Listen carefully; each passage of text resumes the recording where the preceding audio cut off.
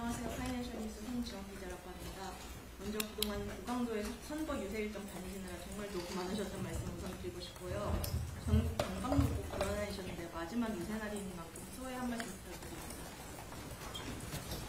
부탁드립니다. 많은 선거를 치러봤지만 지금처럼 긴장되고 또 절박하고 간절했던 선거가 없었던 것 같습니다. 내란으로 나라가 위기에 처했고 또 내란을 극복하기 위한 선거인데 내란을 다시 되불러올 그런 후보가 경쟁자입니다. 또 윤석열 아바타 정광훈의 꼭두각시라고 볼 수밖에 없는 김문수 후보가 내란 수계의 윤석열의 지지와 응원을 받으면서 선거운동을 하고 있습니다. 김문수 후보의 당선은 곧 상황 윤석열, 내란 수계의 귀환을 의미합니다. 그런 상황이 발생했을 때 과연 이 나라에 어떤 일이 벌어질지 생각하면 끔찍합니다. 국민 여러분께서도 이 엄중함을 꼭 인식해 주시고 한 표라도 반드시 이겨야 된다. 그리고 엄중하게 압도적 심판을 통해서 국민에게 총구를 들이대고 민주주의를 파괴하는 어떤 정치인도 대한민국 이 민주공화국에서는 결코 살아남을 수 없다는 것을 표로서 증명해 주시기를 제3 간곡하게 당부드립니다. 공화국 종명 기자입니다. 이번에 만약 대통령에 당선되실 경우에 대선 다음날 바로 좀 취임을 하시게 되는데 비슷한 일정으로 취임하셨던 문재인 전 대통령 같은 경우에는 취임 당일 오후에 그 1호 지시로 일자리위원회를 설치하신 바가 있는데요. 취임 후 첫 번째 업무 지시를 좀 생각해 두시는 게 있을 것 같은데 어느 정도 말씀해 주실 수 있는지. 제가 이미 말씀드렸는데 내란 극복은 너무 당연한 일이고 그에 필요한 조치들은 당연히 해갈 것이니까 지금 가장 주목해야 될 가장 심각한 문제는 민생 문제입니다.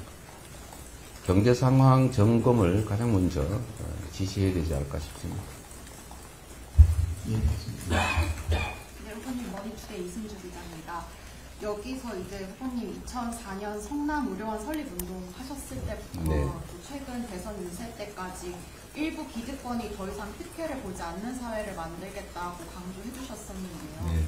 만약 당선되신다면 사법부나 기재부 등 가장 먼저 개혁을 추진하려고 하시는 곳은 어디인지 계획이 대략적으로 서셨는지 궁금합니다. 우리가 지향해야 될 사회는 규칙을 어겨서 이익 볼 수 없고 규칙을 지켰다고 불이익을 받지 않는 그런 상식적인 사회를 만드는 것입니다. 개혁해야 될 과제는 각 부문에 많이 산적해 있죠. 그러나 지금은 그 개혁보다 더 급한 것이 민생 회복이다, 경제 회복이다라고 생각됩니다. 개혁은 기본적으로 갈등을 수반하게 되는데 일단은 반드시 해야 될 일이긴 하지만 우선순위에서는 일단은 경제 회복, 민생 회복에 주력해야 되지 않을까 그렇게 생각합니다. 안녕하세요. 후보님 헤럴드경제 문혜영 기자입니다. 이제 당장 취임하시게 되시면 이제 뭐 통상이 가장 중요한데요. 네. 트럼프 대통령이나 러시아 푸틴 대통령이나 김정은 위원장들 약간 스트롱맨들을 상대하게 되실 텐데 이제 그분들과의 케미는 좀 어떻게 구상하고 계신지. 네. 지금 당장 급한 것은 이제 미국과의 통상협상일 것입니다. 그들이 스트롱맨이라고 불려진 것은 저는 그렇게 생각합니다. 자국 중심의 국가 이익을 가장 우선시하는 강력한 리더십을 추구하고 구사하기 때문이 아닐까 생각합니다. 대한민국 역시도 외교의 가장 기본은 국익 중심의 실용 외교라고 생각합니다. 국민의 더 나은 삶이나 이 나라의 안보 이익이든 경제 이익이든 그 이익을 가장 우선시하는, 가장 중심에 두는, 그리고 가장 실용적인 협상들, 정책들을 구사해 나가야 되지 않겠냐, 그렇게 생각합니다. 뭐 우리가 거기에 특별히 부족하거나 그러지 않을 거라고 생각합니다. 네, 전자신문 출입상이라고 오늘 내란극복 얘기를 많이 해드리긴 하셨는데 지지하지 않는 국민들도 좀 계시잖아요. 네. 그분들도 좀 하고 싶은 얘기. 저는 대한민국의 주권자로서 이 나라에 대해서 책임감을 느끼시는 대한민국 국민이라면 대한민국의 헌정 질서를 파괴하고 국민의 주권을 부정하고 국민의 인권을 말살하고 이 헌정 질서를 파괴하는 내란 행위를 옹호하지는 않을 거라고 생각합니다. 다만 마치 새로운 체제가 예를 들면 김문수 후보 체제가 내란과는 무관한 것처럼 오해하시는 분들이 계실 수는 있다고 생각합니다. 그러나 제가 분명히 말씀드리자면 그건 그야말로 오해인 것이고 어떤 경우에도 공동체를 파괴하는 국민의 주권을 부정하는 그런 정치는 있을 수 없습니다. 그런 오해에 기반해서 또 지지하는 분들이 계시겠지만 또 그분들도 역시 대한민국 국민들이기 때문에 일단 선거가 끝나면 그 결과에 모두가 승복하고 그것 역시도 우리 주권자들의 결단이기 때문에 존중해야 된다고 생각합니다. 만약 제가 당선이 된다면 자주 말씀드리는 것처럼 저는 저를 지지하는 국민 일부의 의지에서 지지하지 않는 다른 쪽 국민들을 탄압하거나 소외시키거나 그렇게 하지 않을 것입니다. 또 지지했다는 이유로 특별한 혜택을 주거나 편애하거나 또 지지자와 비지지자를 구별해서 증오, 혐오하게 하는 일은 절대로 없을 것입니다. 대통령 또는 아주 작은 소모임의 회장이라 해도 그 단체의 대표자가 해야 될 가장 중요한 일은 그 단체가 제대로 유지되게 하고 그 구성원들이 화합하게 하는 것입니다. 구성원의 한쪽을 편들고 다른 쪽을 소외하고 배제하면 그 모임은 깨지죠. 그래서 국가 공동체에 있어서도 정치적 입장의 차이, 누구를 지지했느냐의 차이에 따라서 구분해서는 안 됩니다. 그건 경쟁의 한 과정일 뿐이죠. 일부를 대표해서 전체를 대표하게 된다면 그 대표하게 된 순간부터는 전체를 대표해야죠. 그래서 우리가 대통령이라고 하지 않습니까? 통합은 그냥 주장하는 구두선이 아니라 대통령의 제1의 책무입니다. 국민을 통합해야 힘을 모아서 우리 공동체의 과제들을 조금이나마 개선할 수 있지요. 정치 세력들 간의 색깔이 다르고 갈등하고 대립하는 것은 불가피하고 그런 점에 대해서는 충분히 대화하고 양보하고 타협해야 되겠죠. 그러나 국민들은 정치 세력에 따라서 색깔을 따라 이념을 따라 국민들이 편을 갈라 싸울 필요는 없습니다. 또 그렇게 해서는 안 되는 거죠. 충분히 대화하고 존중하면서 국민들이 이 나라의 주인이라는 점을 언제든지 잊지 않고 국민 중심의 정치, 행정을 해나가면 그런 충분히 화합하고 통합할 수 있을 것이라고 믿고 꼭 그렇게 해야 된다고 생각합니다. 그렇게 하겠습니다. 네, 후보님, 저는 기자뉴스 이준희 기자라고 합니다. 윤석열 정권 재임 중에 언론에 대한 수많은 탄압이 있었습니다. 집권하시면은 언론의 독립과 자유를 어떻게 보호해 나가실 생각이신지 좀 여쭙고 싶고요.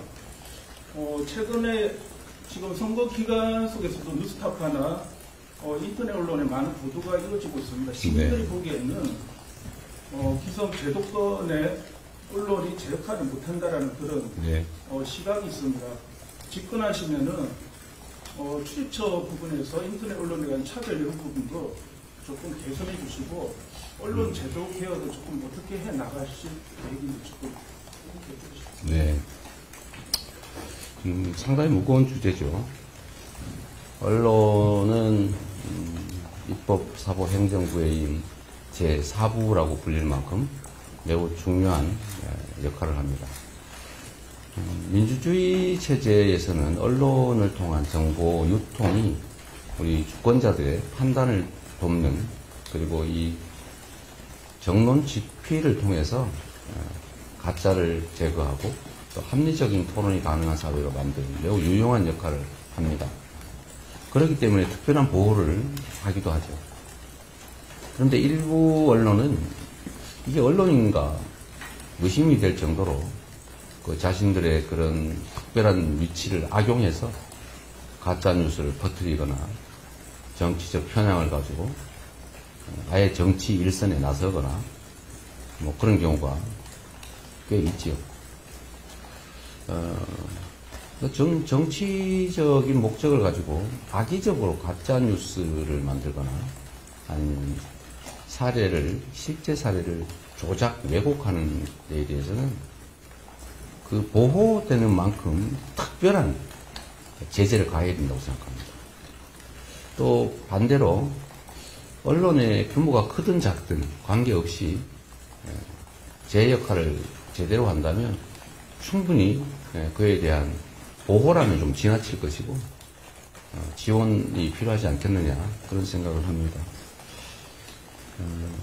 그런 얘기가 있죠. 언론이라고 하는 게 이제 제재와 규제만으로 과연 제대로 그 언론 시장이 활성화되겠느냐. 충분히 지원하고 또 힘없지만 정말 정론 집필하는 그런 언론들에 대해서는 제도적인 또는 재정적인 것까지는 모르겠습니다. 지금도 일부는 하고 있죠. 그런 가능한 범위 내에서는 좀 균형 있게 언론 생태계라고 할까요? 그런 걸 잘 육성할 필요가 있지 않겠냐 그런 생각입니다. 말 잘못하면 이게 또 난리가 날 것 같아요. 한국일보 박종입니다. 네. 저번에 국민주권 정부 말씀해 주셨고 국민의 국정 운영에 일부 직접 참여하는 방안도 발표해 주셨습니다. 네. 그런데 대국민 소통 조건에 관해서 어떻게 할 건지 구체적으로 네. 말씀을 좀 못 드렸던 것 같습니다. 예를 들면 도어 스태핑을 한다거나 몇 개월마다 기자회견 정례화한다거나 이런 방식처럼 대국민 소통 어떻게 할 건지 여쭤보고요. 네. 이와 관련해서 평소에 개인 유튜브도 페이스북도 많이 하셨는데 이건 어떻게 활용하실 계획인지 네. 그리고 미국처럼 유튜버나 틱톡의 대통령실 취재 이런 것도 활용하실 의향도 있으실지 여쭙습니다. 유튜버를 취재를 허용하게 할 것이냐는 약간 어폐가 있는 발언 같아요. 취재라는 언론이 하는 거 아닌가요? 그래서 유튜버가 아니라 1인 미디어 중에 예를 들면 책임성 있는 그런 언론들에 대해서는 당연히 같은 기회를 줘야 되겠다고 생각합니다.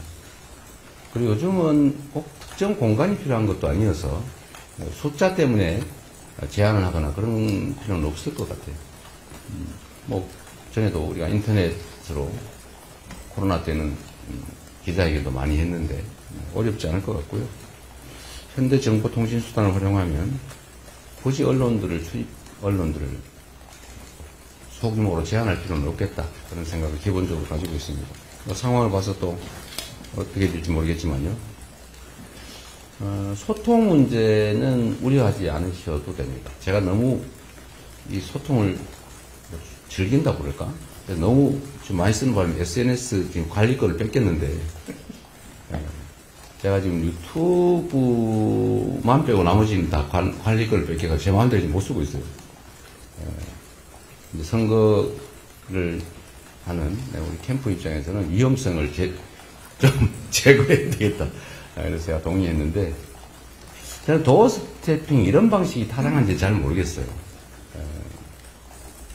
그건 고려해 봐야 되겠습니다. 그러니까 우리가 뭘 숨기기 위해서 접촉을 제한하는 건 옳지 않을 것 같고, 뭐 정기적인 기자 간담회든, 저는 여러분들이 직접 겪어보시기도 하지만, 저는 뭐 이런 질의응답 많이 할수록 좋다고 생각해요. 제한할 필요도 없고.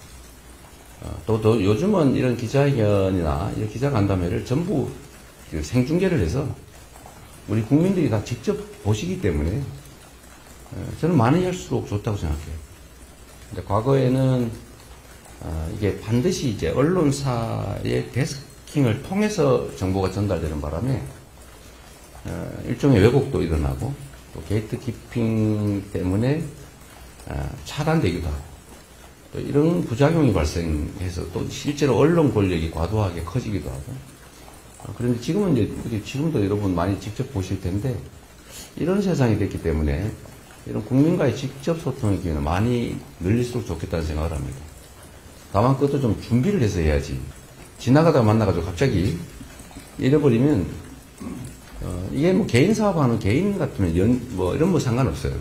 그러나 이건 5,200만의 운명이 달린 그 중대한 국정을 말하는 것이기 때문에 영향이 너무 커서 좀 간담회를 하더라도 좀 마음의 준비도 좀 하고 또 자료 준비도 좀 하고 주제도 정하고 좀 그럴 필요가 있지 않을까 생각해요. 지나가다 갑자기 만나가지고 버스 앞에서 만나가지고 물어본다고 갑자기 얘기했더니 사고 나잖아요. 근데 그것도 국민에 대한 예의는 아니다. 그래도 또 필요할 수도 있을지 모르겠어요. 뭐 긴급하긴 할 수도 있겠죠. 뭐 긴급하게 여러분들이 물어볼 사안도 있을 테고 그런 상황이 되면 또 필요하면 또 하고 그래서 다양하게 현장의 필요를 감안해서 다양하게 하도록 하겠습니다. 중요한 건 어쨌든 저는 국민의 집단지성을 믿는 사람이고 저는 제도 언론이든 아니면 제도 정치든 인맥, 학맥, 연고 이런 것들의 혜택을 보기보다는 그로부터는 사실 많은 불이익을 당한 입장이고 그 어려운 정치 환경을 우리 국민들과 직접 소통하면서 우리 국민들의 직접적인 지지, 격려 때문에 이 자리까지 왔다고 생각합니다. 저는 국민 속에서 호흡하지 않으면 질식할 수밖에 없는 그런 좀 특이한 색다른 정치 존재라고 생각하기 때문에 앞으로도 제가 살아남기 위해서라도 국민과 더 많이 직접 소통하려고 합니다. 예, 저한테 질문하십시오. 페이션 박재환 기자입니다. 오늘 후보님께서 요새 마지막 날 이곳에서 대중통일을 하는 것으로 후보님 초심을 좀 기억하면서 가난하고 힘없는 사람 위한 정치를 하겠다는 의지 표명으로 봐도 되는지 또 그리고 아침 강북 연설에서 이재명의 민주당 정부라고 말씀하셨는데 만약 당선되실 경우 당선 관계의 균형을 또 어떻게 가져오실지 궁금합니다.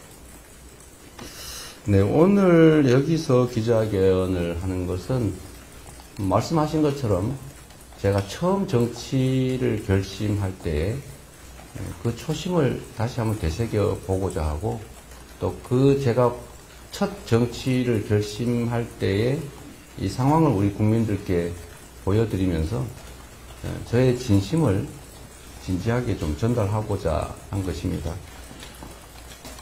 많은 분들이 알아주고 계시지만 제가 두 번째 전과가 생긴 게 바로 이 시립의료원 설립운동이죠. 첫 번째 파크뷰 특혜 분양 사건, 백궁 정자 지역 용도 변경 반대 운동을 하다가 어쨌든 PD가 취재하는 거를 옆에서 도와준 과정에서 PD가 검사를 사칭한 전화를 했고 저는 그걸 도와줬다는 혐의로 어쨌든 한번 또 처벌을 구속까지 됐던 적이 있는데 이제 두 번째로 이제 지역에 지금 바로 옆에 보셨을 겁니다. 성남 시립의료원 공공의료원을 우리 시민들의 손으로 직접 만들자라는 시민운동이 있었고 거기에 제가 공동대표로 또 함께 하다가 시립의료원 설립 조례를 시의회에서 47주 만에 날치기로 폐기하는 상황에서 우리 방청했던 시민들이 항의했고 또 제가 그 대표로 저도 고함도 지르고 함께 했기 때문에 특수공무집행 방해, 무슨 공용물 손상 이런 걸로 또 일부 우리 주민들이 구속됐고, 또 저도 구속될 위기여서 이제 두 번째 또 구속될 수는 없기 때문에 어쨌든 상황 설명도 좀 할 겸 상황이 정리되기를 기다리면서 이 교회 지하실에 기도실에 우리 이해양 목사님, 존경하는 이해양 목사님한테 양해를 얻어서 지하 한 평쯤 되나요? 기도실에 제가 꽤 오래 머물렀습니다. 그때가 3월 25일 정도부터 아마 그랬던 것 같은데, 시청, 지금은 다 철거했습니다만, 시청 밤에 노랗게 개나리꽃이 정말 만개했는데, 그걸 보면서 제가 갇혀있는 제 심정이 참 묘했습니다. 그러면서 3월 28일 오후 5시에 초급을 사가지고 왔던 보건의료노조, 같이 시립의료원 설립운동을 했던 보건의료노조 간부, 그분과 저녁을 먹다가 불이 좀 부여잡고 통곡을 하다가 우리 손으로 직접 시립의료원을 만들자. 우리가 시장을 하자. 시장에 당선돼서 우리 손으로 시립의료원을 만들자. 이렇게 마음먹어서 정치를 시작했습니다. 저의 정치의 첫 출발지이기도 하고, 제가 정치가 무엇인지, 그전에 뭐 정치는 꿈에도 생각하지 않고 살았는데, 정치라고 하는 게 얼마나 중요한지, 또 그 정치를 통해서 우리 국민들에게, 또 성남 시민들에게 건강한 삶을 보장해 주는 게 바로 정치 아니겠느냐, 그런 생각을 했었습니다. 그런 마음을 한시도 잊어본 일이 없습니다. 제가 국정을 하게 되더라도 국가의 존재 이유는 국민을 안전하게, 건강하게, 행복하게 살 수 있게 하는 것이다 라는 점을 잊지 않을 것입니다.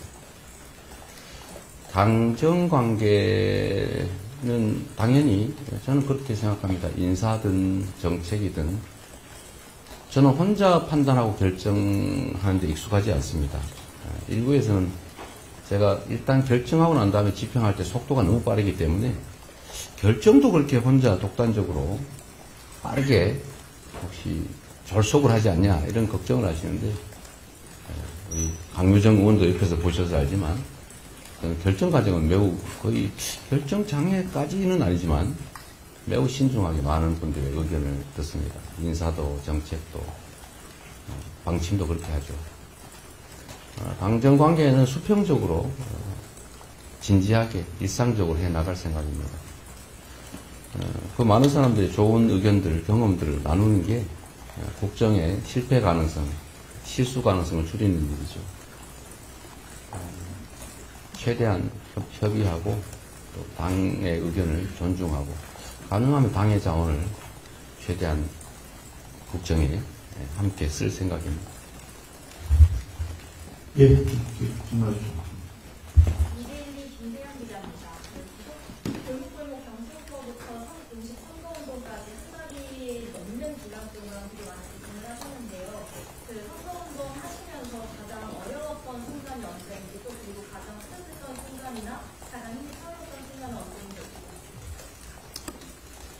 선거운동은 조금 전에도 말씀드렸지만 다른 어떤 선거보다도 의미가 중대하고, 또 선거 결과에 따라서 이 나라의 운명이 결정나는 그런 선거라고 생각하니까 매 순간순간 긴장되고 또 절박하고, 또 우리 국민들께 죄송하고, 또 현장에 상상 이상으로 많이 와주시는 우리 국민들을 뵈면 죄송하고 그런 생각이 많이 들었습니다. 가장 기억나는 장면이라면 역시 제가 호남 이순신 루트를 따라서 경남, 전남 이 도시들을 순회할 때 호남 지역에 갔을 때 하필이면 그날 비가 많이 내렸습니다. 곡성, 순천, 여수 이렇게 비가 많이 내렸는데, 제가 두 번째 곡성에도 비가 많이 내렸는데 순천에 갔을 때 그 수없이 많은 사람들이 그 장대비를 맞으면서 그냥 쫄딱 맞고 오고 있더라고요. 네, 일부는 우산을 쓰고 계신데, 우산을 쓰면 또 옆 사람도 그 비를 다 맞지 않습니까? 그러니까 다들 우산을 내려버리더라고요.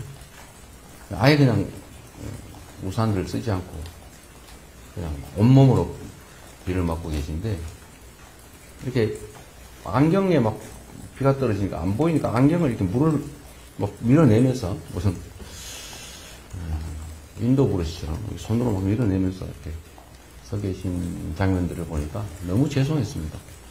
하필이면 또 저는 이렇게 위에 차의 윙 때문에 비가 안 맞으니까 저만 이렇게 또 약간 높은 자리에서 비도 안 맞고 그 비 맞는 그 수없이 많은 사람들을 이렇게 보고 연설을 하려니까 너무 그 자체도 또 죄송하고 3년 전에 우리가 좀 더 준비를 잘했더라면 제가 부족함을 좀 더 그때 많이 더 채웠더라면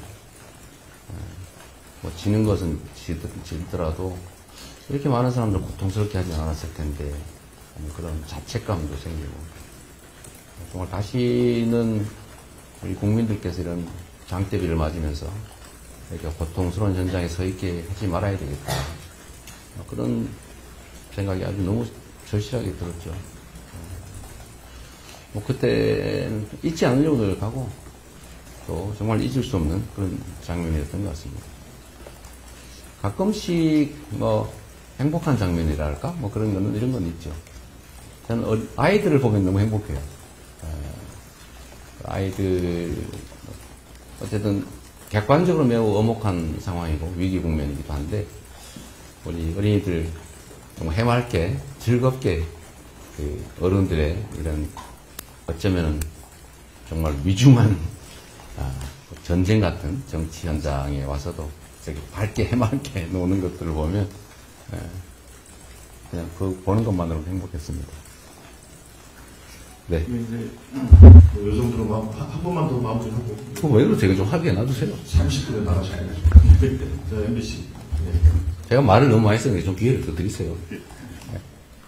네. 오늘 인쇄 현장에서도 국민의힘에서는 질문이 있었을 네. 관련해서 민주당은 국가지지 선언을 하는 거에 대해서 해명을 내놓아라 이렇게 말을 하고 있고 이준석 후보도 방금 이재명도 유심히 수락하는 해프닝이었던 거 아니냐 좀 공격적인 반응들을 하고 있는데 여기에 대해서 후보가 직접 해명을 해달라는 네. 뭐 선대위에서 했으니까 보시고요.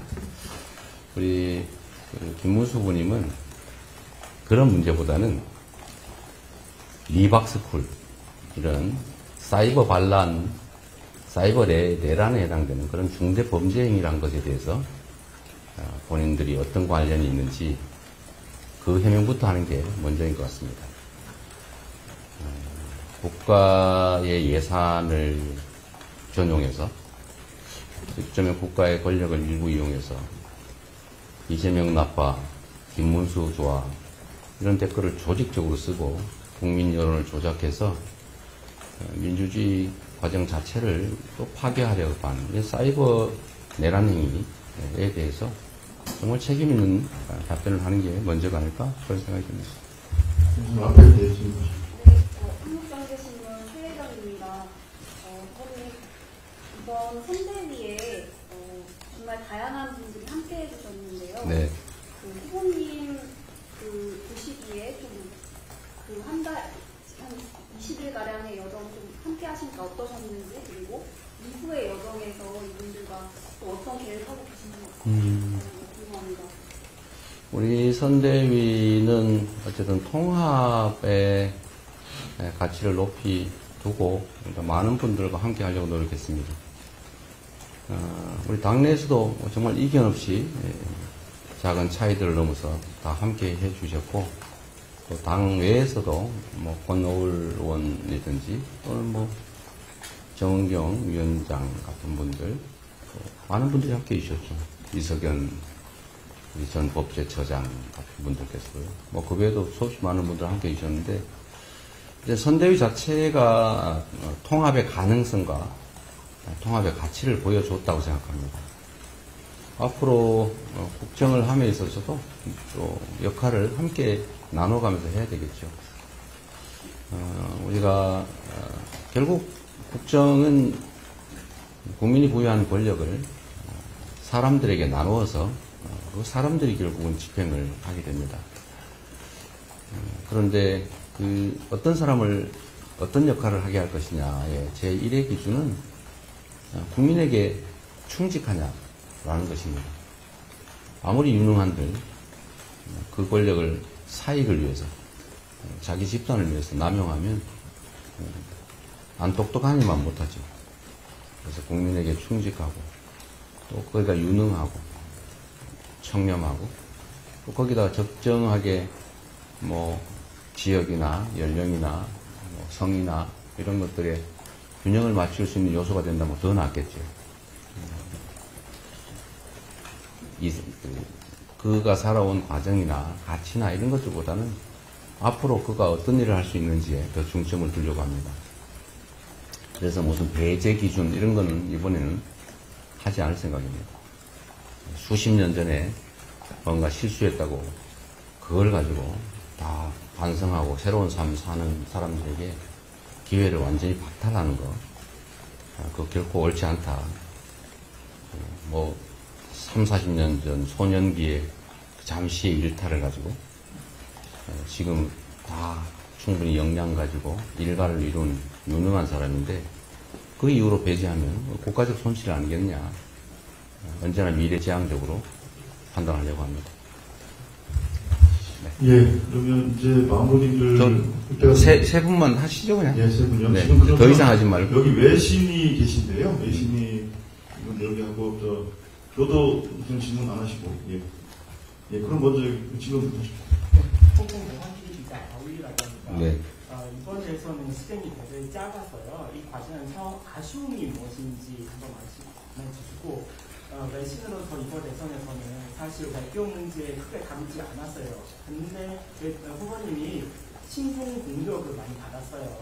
그래서 중국에서 일부 네티즌들이 후보님이 당선되면 협력하자고 무역 잘하자고 하는 기대도 있어요. 그래서 당선하시게 되면 이 무역 부분에서 중국하고 협력 부분에서 어떻게 다루시게 될지 말씀해주시면 뭐 중국이든 일본이든 러시아든 미국이든 대한민국 입장에서는 다 외국이죠. 협력해야 될, 또 우호설린해야 될 그런 관계들이라고 생각합니다.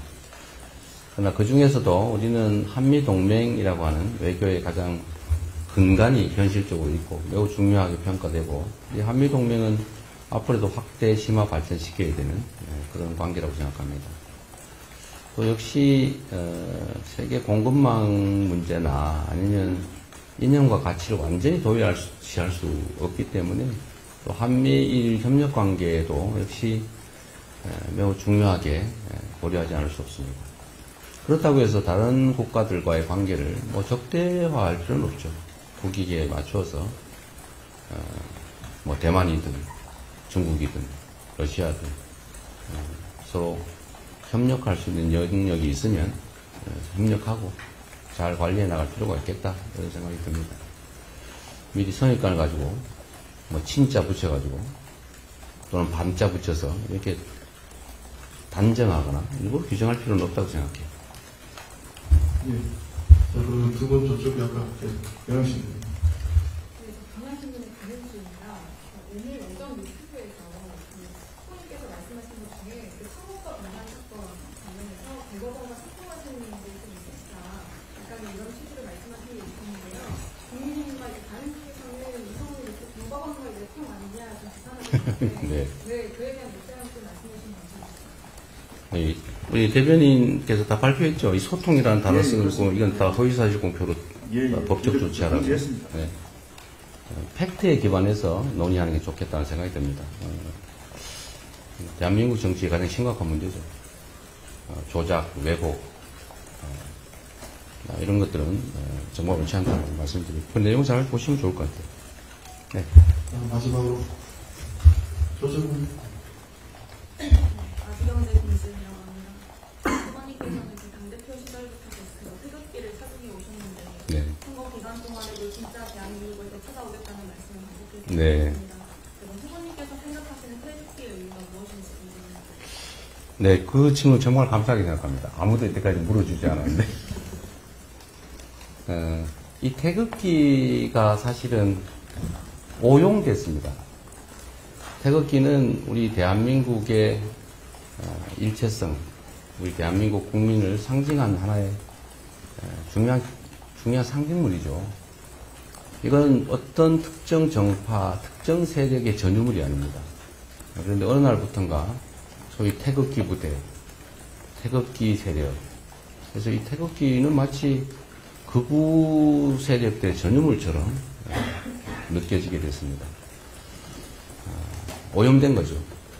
그래서 태극기를 제자리에 좀 찾아주자는 게 제 생각이었습니다.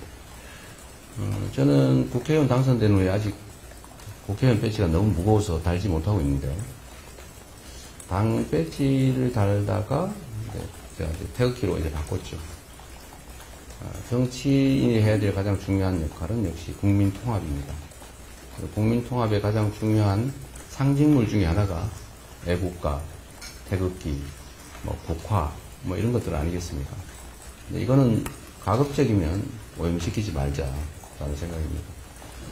한때 국가주의에 대한 이제 저항으로 태극기를 거부하는 그런 사회적 분위기도 잠시 있었죠. 그러나 이제 그런 시대도 지났고, 이제 정상적인, 이제 평상의 대한민국으로 되돌아가야 한다. 우리가 함께 전한 애국가 노래죠. 애국가, 국화, 국기, 이런 것들은 모두가 특별한 편견 없이 우리 모두를 상징하는 하나의 상징물로 존중하고, 또 악의적으로 왜곡하지 않는 게 바람직하겠다는 생각으로 나름 저항하고 있는 중입니다. 우리 국회의원님들도 제가 이거 좀 다루라고 했는데, 내란 사태가 종결될 때까지는 우리 달자 이랬는데, 아마 내란에 대해서 내란 숙계 파면이 이루어지고 난 다음부터는 이제 많이 뗀 것 같아요. 없어졌군요. 잘하셨습니다. 저만 닮으면 됩니다. 네. 요거까지만 하시죠. 네. 마지막 질문을 하겠습니다. 네, MBS 장가인입니다. 오늘 저녁 유세가 사실 이제 마지막 유세고, 이번 선거에서 여사님의 역할이 굉장히 크셨는데, 네. 마지막에는 좀 깜짝 중간 유세를 하실 계획이 있으신지 좀 여쭤보고요. 또 네. 오늘 후보께서 안규백 의원님께 국방장관을 맡아달라는 의사를 타진했다, 이런 보도가 나왔는데, 네. 안규백 의원님이 아니더라도 혹시 의사를 타진한 분이 계신지요? 안규백 의원님이 그런 얘기 하셨어요? 보도가. 네, 아직은 인사에 대해서 구체적인 얘기들 하기는 아직 이런 상태죠. 지금은 제가 자주 이제 그런 얘기 할 때마다 이런 말씀을 드립니다. 전후 처리는 전쟁이 끝난 다음에. 네. 지금은 국가 운명을 걸고 정말 대회전을 벌이고 있는 중이죠.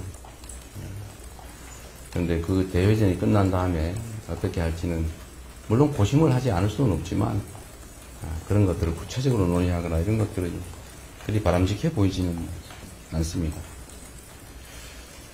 제 아내는 지금 한 달 이상 못 본 것 같은데, 제 아내의 판단을 존중하겠습니다. 오늘 밤에 아마 서울에 있을지 잘 모르겠네요.